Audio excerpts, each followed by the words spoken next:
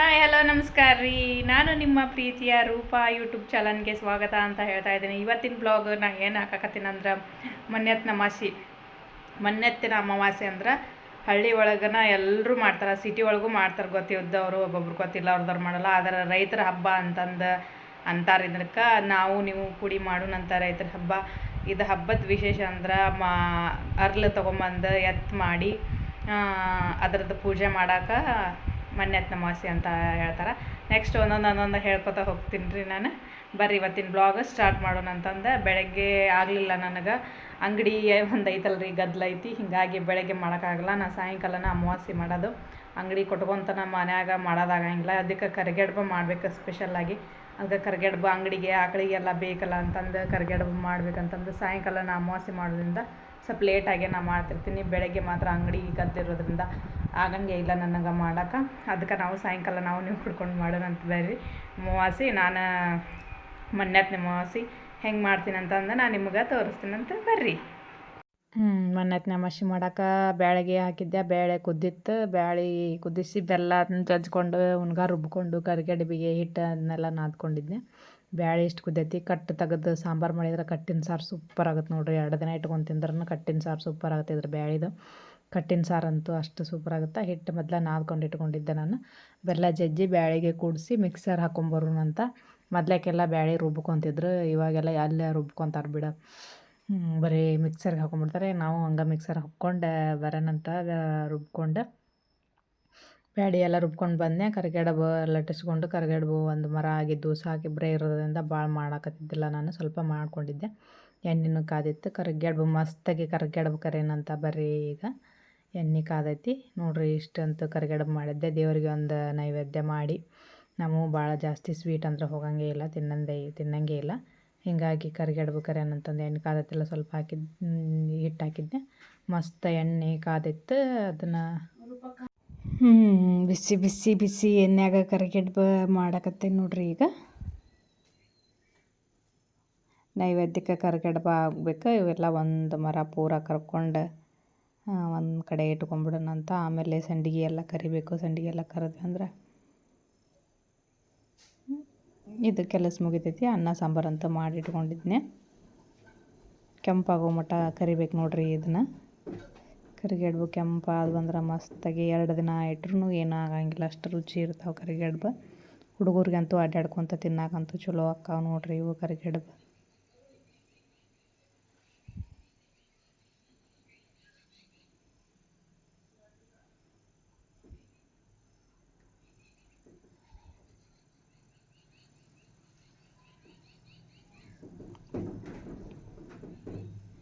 ಈಗ ಕೆಂಪಾಗದ ನೋಡ್ರಿ. ತೊಗೊಂಬಿಡ್ರಂತ ಈ ಕರಿಗಡ್ಬು.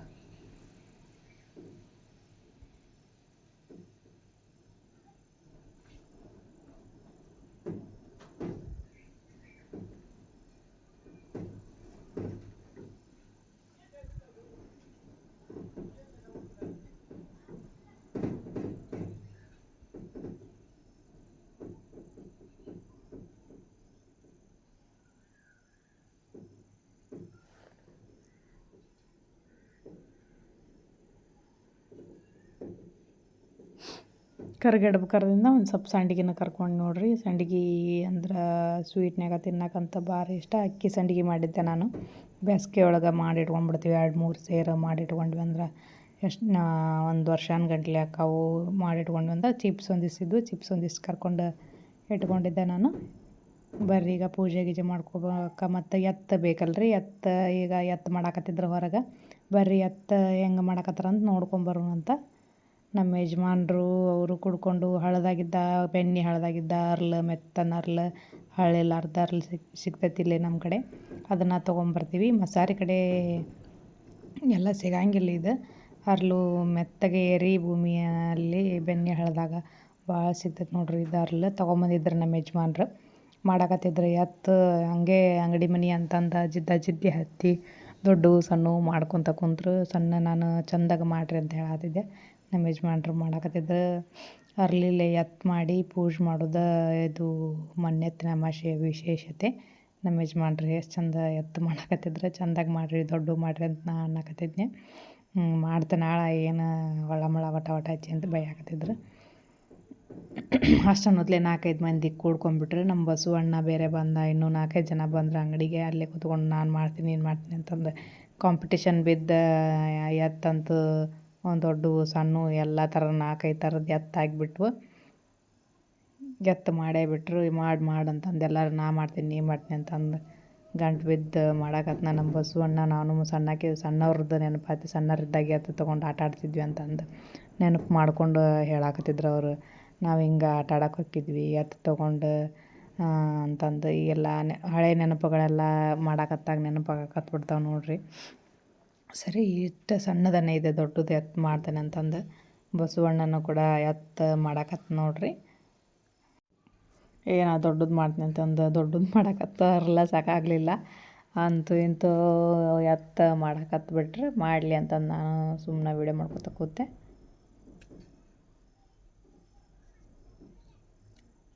ನಾವೆಲ್ಲ ಸಣ್ಣವರಿದ್ದಾಗ ಆಟಿಕೆ ಸಾಮಾನು ಮಾಡ್ಕೊತ ಕುಂದಿರ್ತಿದ್ವಿ. ಲಟ್ಸು ಮನೆ, ಕೊನಿಮ್ಗಿ, ಒಲೆ ಅದನ್ನೆಲ್ಲ ಅರ್ಲ್ ಸಿಕ್ತಂದ್ರೆ ಸಾಕು ಆಟಿಕೆ ಸಾಮಾನು ಮಾಡ್ಕೊತ ಕುಂದಿರ್ತಿದ್ವಿ. ಈಗೂ ಸ್ವಲ್ಪ ಅರ್ಲ್ ಉಳಿತಂದ್ರೆ ಮಾಡ್ಬೇಕಂತಂದು ಅಂದ್ಕೊಂಡಿದ್ದೆ, ಆದ್ರೆ ಅರ್ಲ್ ಉಳಿಲಿಲ್ಲ. ನಮ್ಮ ಬಸವಣ್ಣ ದೊಡ್ಡದು ಮಾಡಿಬಿಟ್ನ ಅಂತ ಎತ್ತು, ಹೀಗಾಗಿ ಅರ್ಲ ಉಳಿಲಿಲ್ಲ. ಅದಕ್ಕೆ ಕಣ್ಣಿಗೆ ಜೋಳ ಅಂಟಿಸ್ತಾರೆ. ಕಣ್ಣಿಗೆ ಜೋಳ ಅಂಟಿಸಿದ್ರೆ ಚಂದ ಕಾಣ್ತಾವೆ ಮತ್ತಿಟ ಎತ್ತು ಅಂತಂದು ಜೋಳ ಅಂಟಿಸಿ ಗ್ವಾದ್ಲಿ ಅಂತ ಮಾಡ್ತಾರೆ. ಒಂದು ಪುಟ್ಟ ಗ್ವಾದ್ಲಿ ಎಲ್ಲ ಮಾಡಿದ್ರೆ ರೆಡಿ ಮಾಡಾಕತ್ತಿದ್ದು. ಎಷ್ಟು ಕಷ್ಟ ಐತಿ ಒಂದು ಎತ್ತು ಮಾಡ್ಬೇಕಂತಂದ್ರೆ, ಅಂದರೂ ಅಂತೂ ಇಂತೂ ಮಾಡಿದ್ರು ಮಸ್ತಾಗೆ ಎತ್ತು. ಒಂದು ತಾಸು 1.5 ತಾಸು ಹಿಡ್ಕೊಂಡ್ಬಿಡ್ತು ಎತ್ತು ಮಾಡೋರಾಗ.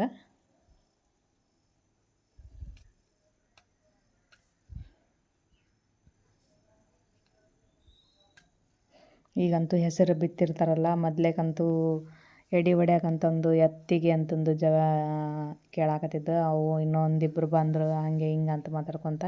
ಈಗಿನ ಕಾಲದಾಗಂತೂ ಎತ್ತು ಕಡಿಮೆನೇ ಆಗಿಬಿಟ್ಟವು ದನಗಳು. ಮೊದ್ಲೇಕ ಭಾಳ ಅಂದ್ರೆ ಭಾಳ ಇರ್ತಿದ್ವು. ಈಗ ಟ್ಯಾಕ್ಟ್ರ್ ಇವ ಗಾಡಿ ಅಂತೂ ಜಗ್ಗಿ ಬಂದ್ಬಿಟ್ಟವು. ಎಲ್ಲ ಗಾಡಿ ಮ್ಯಾಗ ರೈತರ ಜೀವನ ಅಂತ ಆಗಿಬಿಟ್ಟೈತಿ. ಎಲ್ಲೋ ಎತ್ತುಗಳು ಕಾಣ್ತಾವೆ, ಸ್ವಲ್ಪ ಕಾಣ್ತಾವೆ ಎತ್ತುಗಳು. ಹೀಗಾಗಿ ಸ್ವಲ್ಪ ಕಡಿಮೆನ ಎತ್ತಂತ ಅನ್ಬೋದು. ನಮ್ಮ ಊರಾಗಂತೂ ಅದಾವೆ ಎತ್ತು. ಇಲ್ಲಿ ಬೇರೆ ಕಡೆ ಎಲ್ಲ ಸ್ವಲ್ಪ ಕಡಿಮೆ ಆಗಿಬಿಟ್ಟವು. ಟ್ಯಾಕ್ಟರ್ ತೊಗೊಂಡು ಇವಾಗ ಟ್ಯಾಕ್ಟರ್ನ್ಯಾಗ ವ್ಯವಸಾಯ ಮಾಡ್ತಾರೆ ನೋಡಿರಿ. ನಮ್ಮ ಮನೆಯವರು ಒಕ್ಕಲ್ತನ ಮಾಡ್ತಿಲ್ಲ, ಬಸವಣ್ಣನೂ ಒಕ್ಕಲ್ತನ ಮಾಡ್ತಾರೆ. ಹೀಗಾಗಿ ಸಣ್ಣವರಿದ್ದಾಗೆಲ್ಲ ಎತ್ತು ಭಾಳ ಮಾಡ್ತಿದ್ರಲ್ಲ, ಅವರೆಲ್ಲ ದೊಡ್ಡ ಎತ್ತಿದ್ವು. ಹಂಗೆ ಹಿಂಗೆ ಅಂತ ಮಾತಾಡ್ಕೊತ ಕೂತಿದ್ವಿ. ಅಷ್ಟೊನ್ನತ್ಲೆ ಎತ್ತು ರೆಡಿ ಆಗಿಬಿಡ್ತು ನೋಡಿರಿ. ಎಷ್ಟು ಚಂದ ಎತ್ತು ರೆಡಿ ಆಗೈತಿ. ಸಣ್ಣದು ದೊಡ್ಡದು ಆತಂತಂದು ಬೇಜಾರು ಮಾಡ್ಕೊಂಡಿದ್ದೆ, ಅಂದರೂ ಖುಷಿ ಆಯಿತು. ಎಷ್ಟುಕೊಂಡು ದೊಡ್ಡದಾಯ್ತು ಎತ್ತು. ಅರ್ಲಿರ್ಲಾರ್ದಕ್ಕೆ ಇನ್ನೊಂದು ಸ್ವಲ್ಪ ದೊಡ್ಡದು ಮಾಡಲಿಲ್ಲ ನಾವು. ಇನ್ನೊಂದು ಸಣ್ಣದು ಒಂದು ದೊಡ್ಡದು ಮಾಡಿ ಪೂಜೆ ಮಾಡೋಕೆ ತೊಗೊಂಡ್ಬಿಟ್ಟೆ ನಾನು.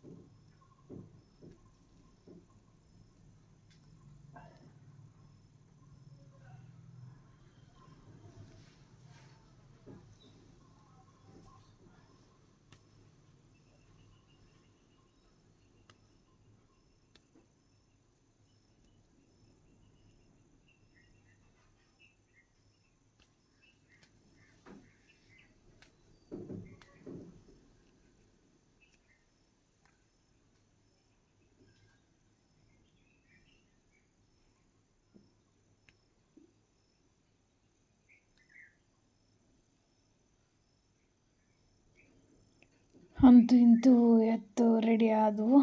ಮತ್ತು ಇನ್ನೊಂದೆರಡು ಸಣ್ಣ ಮಾಡಿದ್ರೆ ಆತಂತಂದು ಮಾಡಕತ್ತಿದ್ರು ಎತ್ತು.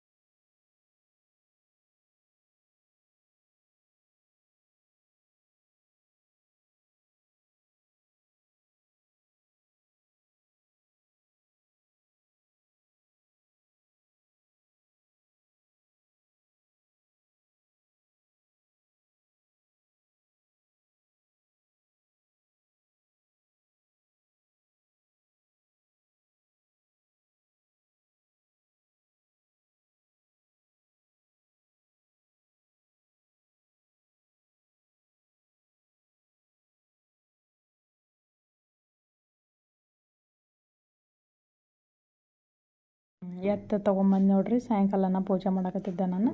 ಹೂವೆಲ್ಲ ನೈವೇದ್ಯ ಎಲ್ಲ ಇಟ್ಕೊಂಡು ಅಮಾವಾಸ್ಯೆ ಪೂಜೆ ಎಲ್ಲ ಸಾಯಂಕಾಲ ಮಾಡಕತ್ತಿದ್ನೆ. ಹಿಂಗೆಲ್ಲ ಎತ್ತು ಪೂಜೆ ಮಾಡಿಕೊಂಡು ಜಗಲಿ ಮ್ಯಾಗಿಡಲ್ಲ ಒಂದು ವರಮಹಾಲಕ್ಷ್ಮಿ ಕಾಯಿ ಚರಗಿ ಪೂಜೆ ಇತ್ತು ನಮ್ಮ ಮನೆ ದೇವ್ರ ಮಲ್ಲಯ್ಯ. ಹಿಂಗಾಗಿ ಸಾಯಿಬಾಬನ ಪೂಜೆ ಜಾಸ್ತಿ ಮಾಡ್ತೀನಿ ನಾನು ಶ್ರಾವಣದಾಗ ಹಿಡ್ತಿದ್ದಂತ. ಇವಾಗ ಇಷ್ಟ ಎತ್ತುಗಳನ್ನು ಪೂಜೆ ಮಾಡಿ ಎತ್ತಿಗೆ ನಮಸ್ಕಾರ ಮಾಡಲ ಧೂಪ ಹಾಕ್ಕೊಂಡು ಸಾಯಂಕಾಲ ಪೂಜೆ ಮಾಡ್ಕೊಂಡು ಲಕ್ಷ್ಮೀ ಆಹ್ವಾನ ಮಾಡ್ಕೊಂಡ್ಬಿಟ್ರೆ ಮುಗೀತು ನೋಡ್ರಿ ಪೂಜೆ. ಇದು ಮೊನ್ನೆ ಅಮಾವಾಸ್ಯೆ ವಿಶೇಷ. ರೈತರಿಗೆ ಬೆನ್ನೆಲುಬಾಗಿ ನಿಂತಿದ್ದ ಎತ್ತಂತ ಹೇಳ್ಬೋದು.